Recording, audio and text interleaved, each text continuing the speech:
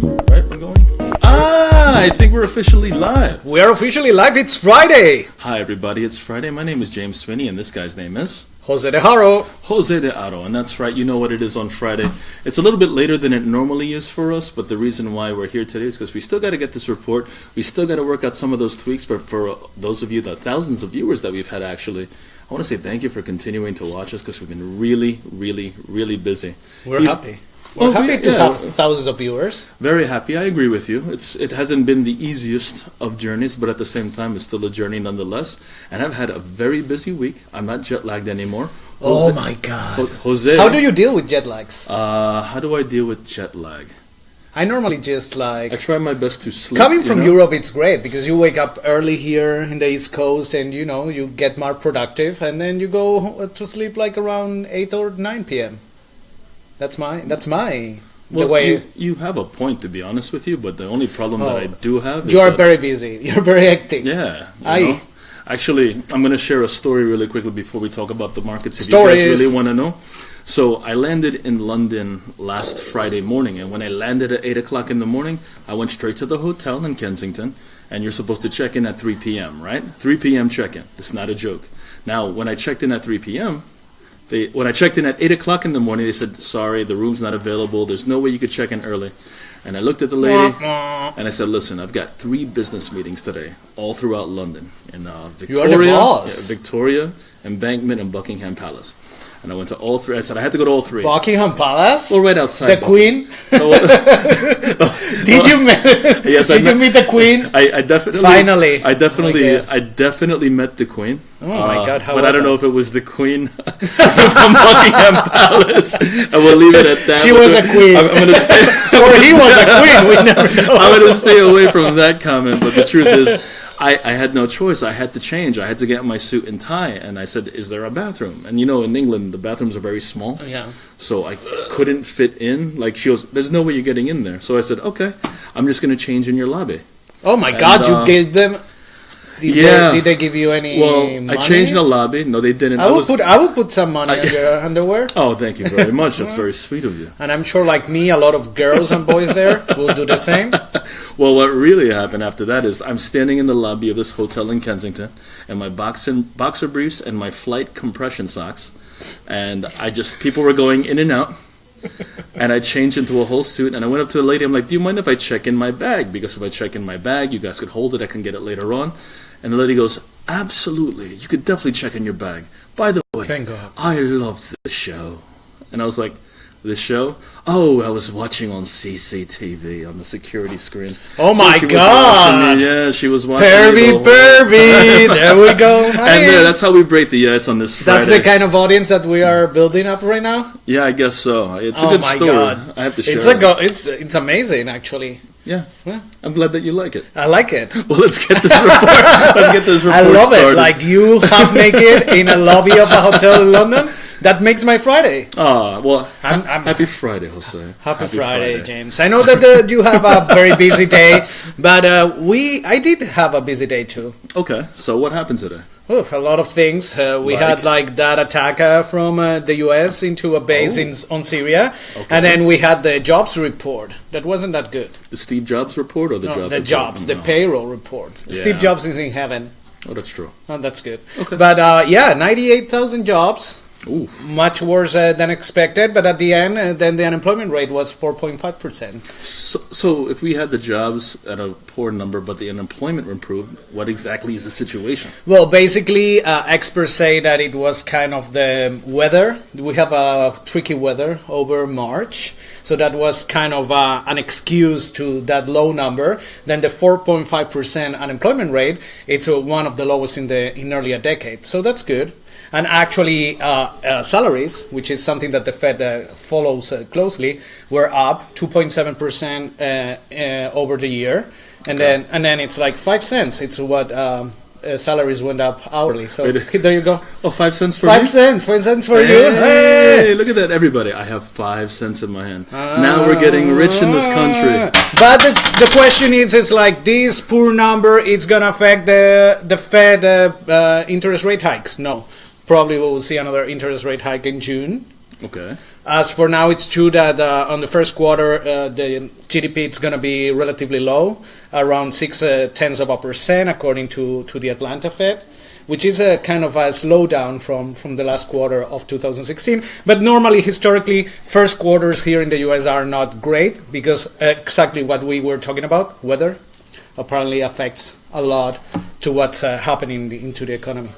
All right, well, weather does play an important role with the economy because, if the weather's horrible outside, people don't want to go out to Best Buy to go buy a telephone. You can wear your hat. Oh, where did you get that hat? I mean, where do you think I got that hat from? I don't know. Well, what up, gangster? From your half-naked lovely experience in London, probably. Yeah. I was gonna say you want to give a shout out. He's a Chelsea fan, actually.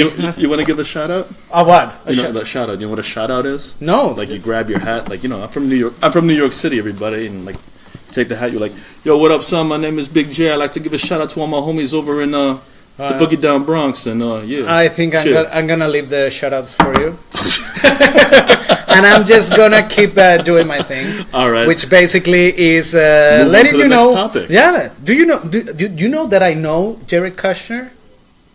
Jared Kushner, as in the son-in-law of Trump. Yeah, right? I met him at a wedding a couple of years ago. Oh. When he just married Ivanka. Ivanka was pregnant by then with her first kid, and he was nice actually. How nice was the guy? Like, what do you mean by nice? Was he a handsome-looking man, or no? It's like I'm not interested in that part, but it's like he was nice. He seemed somebody like was like intelligent.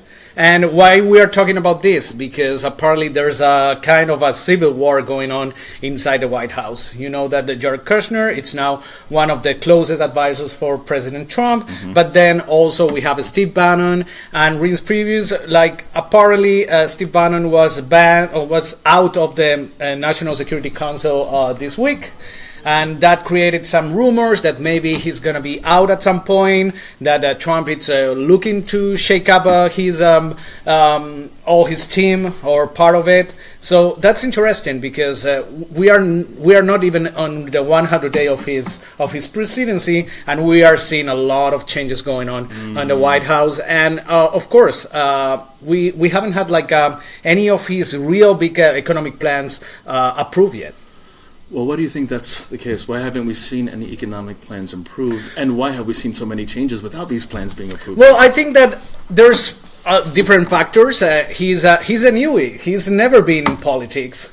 So, never been in politics and suddenly being the president of the biggest economy in the world, it takes time. You have to get used to how the Congress and the Senate works, which I think is very complicated too. And then you have to make sure who your allies are. And Steve Bannon was a very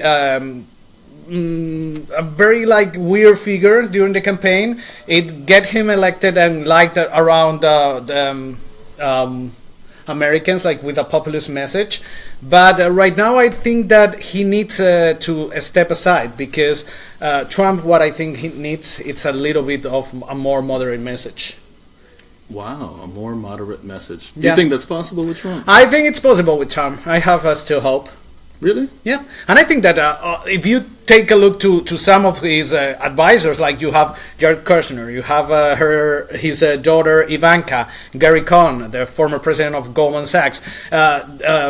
There's people there, even Steven Mnuchin or other, and we can include even Wilbur Ross, the Secretary of Commerce. There are people that have been in business, that have worked in big companies in Wall Street, and they know what they're doing, but they need kind of a much more moderate message to go ahead and do real things with the U.S. economy.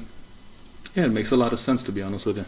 Well, then, aside from our political message of today, let's change topics. Let's change topics because we're getting very serious. Yeah, and I was like, guys, see, I'm even sweating because I'm getting serious. It's like I'm gonna get in trouble about talking politics on social network. On a social network on a Friday evening. There you go. This is not fake news. this is we're just doing analysis of what happened over the week, and a lot of things are happening. And it's not such in-depth analysis. We're just like expressing some opinions, views. It's true. There you go. I respect your opinions and views. I don't respect yours. Boom. All right, so what's the next topic? I can't even think right now. Do you like Amazon? Do you like Tesla? I love Amazon. I love Tesla. Well, I don't have a Tesla, but I'm a member of Amazon Prime, actually. I think Amazon Prime is one of the greatest things ever. You know that I wrote a book about Amazon. Wait, you write books? Yeah, what? So really? that makes me an author. I wrote a book about Amazon like a couple of years ago. If you guys don't know, I'm sitting next to a world-renowned author for Amazon. Yes. On behalf of Amazon. I'm not going to let you know how many books I sold. But yeah, I wrote a book about Amazon in 2010. And since then, a lot has happened with this company. And actually, now the market cap of Amazon doubles Walmart's. So that's significant. I think it's important. And I'm talking about market caps. Also, Tesla surpassed Ford's market capitalization this week. Really? Yeah, I have to say that I have my concerns with Tesla. I think it's Elon Musk is a great guy. He's a visionary in the sense of Jeff Bezos or Steve Jobs. But sometimes I think he has so many things in his mind, and he's not focusing into growing the company, which in this case will be Tesla. I think that after acquiring Solar City, and now with the Model 3 starting production and coming out, I think it's this year or next year? Next year, I believe. Next year. Yeah. So I think that there's a lot of things going on, and then he gets distracted like, oh, I'm going to create a company about tunnels and holes, and then I'm going to do another company so you can download what is going on in your mind. So I think that sometimes he gets a little bit, but it's doing great. The stock is doing great. It's at the historic high, and it surpassed Ford's market cap. It's just about to surpass also GM's market cap. So I mean, I don't know why I'm telling you this. I don't even know how to drive people. I'll put it this way. I will go back to first Walmart and Amazon. I know for a fact that Amazon has literally, and I think I could say this at 6 o'clock on Friday. Amazon Prime. I know for a fact that Walmart has been getting its ass kicked by Amazon. Oh my God, big time. They've been trying their hardest to switch and find some type of model. Any other retailer. I mean, and if you look at the jobs number, going back to our first topic, retailer jobs have been decreasing a lot for the last 2 months, and now stores are closing at a record pace, and that tells you a lot about how Amazon has disrupted this market, and these brick and mortar retailers have not adjusted yet to what's the reality of the digital era and what Amazon is doing. So what is the reality of the digital era? Well, I love to click. I don't like to go to a store. I'm getting more lazy. If it comes to my door, I would rather do that than go to the store. That's exactly the life we all live right now. What are you going to do this weekend before we go? I was going to say, you cut me. I was about to actually ask you that. What am I going to do this weekend? You actually want to know what I want to do this weekend, what I'm going to do this weekend? Let me know. I've got another meeting tonight, so that's technically not the weekend. That's why I'm a little tired right now. At the same time, tomorrow I've got to work. Nothing says Saturday like working. But on Sunday, I will be at Citi Field to watch the New York Mets versus the Miami Marlins. My first game of the year, opening weekend, and the Mets are definitely going to win. You know why? Because I said so. That's why.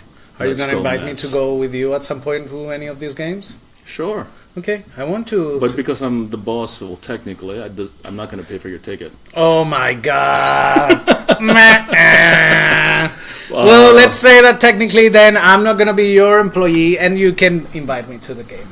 Sure. Let's do that. More than welcome. We've known each other for a long time. A long time. Oh, my God, there's a lot of history. I know he probably doesn't want to bring it up, but here's the other thing. You know that, well, you definitely know if you were watching last week. Jose Luis de Aro over here did the Miami Triathlon. Oh, my God, This is not even a joke. He did the Miami Triathlon. I don't have any pictures, but I saw a social media post.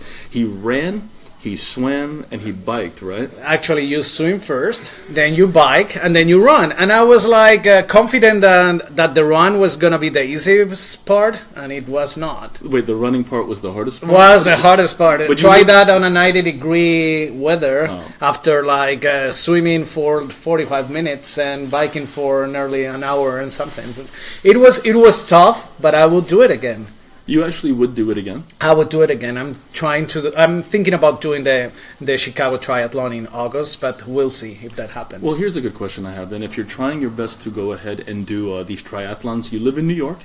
Where the hell do you swim to practice? Well, actually, that's a very interesting question because all my friends were asking me the same thing. I normally don't practice swimming. I went to the triathlon like cold feet, if we can say that, in terms of swimming. And I did a pretty good time, 35 minutes. Wow, 35 minutes? Yeah. All right, then you know what? Next time for a Mets game, I'll get your ticket, man. Thank you. It. You deserve it. There you go. And with that, hopefully, we here at Modern Wall Street will start doing live on a regular basis. The schedule is going to come not next week, the week afterwards, because we're still trying to work it out.